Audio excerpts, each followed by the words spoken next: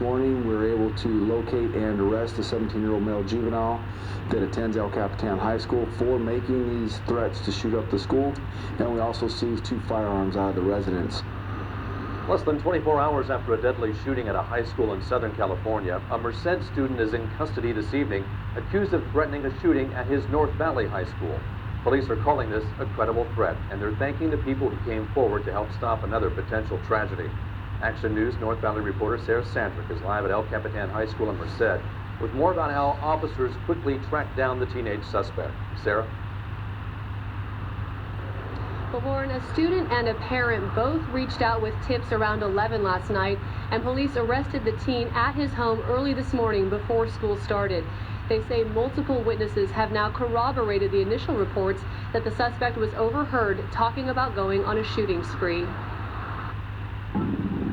Classes went on as scheduled at El Capitan High on Friday, but news of a school shooting threat had a noticeable impact on the campus. 250 students were absent or went home, compared to about 50 or 60 on a typical Friday, despite the fact that officers arrested the suspect hours before school began. We did receive the all clear this morning for classes to begin as normal. Officials say they first heard of the threat around 11 Thursday night when a student sent a message through the Merced Union High School District's tip4111 system. It's an anonymous hotline that lets students or staff report any safety concerns that they see or hear about. So once we became aware, the district started working with the Merced Police Department on its investigation. Police also received a call from that student's mother and immediately began following leads. By 5:30 a.m., they had arrested the 17-year-old El Capitan student and taken 2 guns from his home. This individual that we have in custody has been in contact with law enforcement before, so we're looking into what his background is. Our detectives are actually still working on this case, getting all the information off his social media accounts, off his electronic devices, his phones, his computers, and all that, to try and come up with what there may have been a possible motive. This case comes after a Golden Valley High freshman was arrested last April for making a false active shooter report over a school radio, prompting a massive law enforcement response.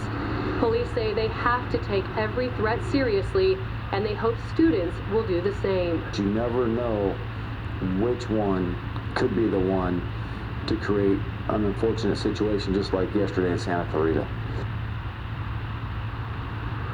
The suspect in this case is being held in juvenile hall for making criminal threats, but police say the district attorney's office could choose to charge the 17-year-old as an adult.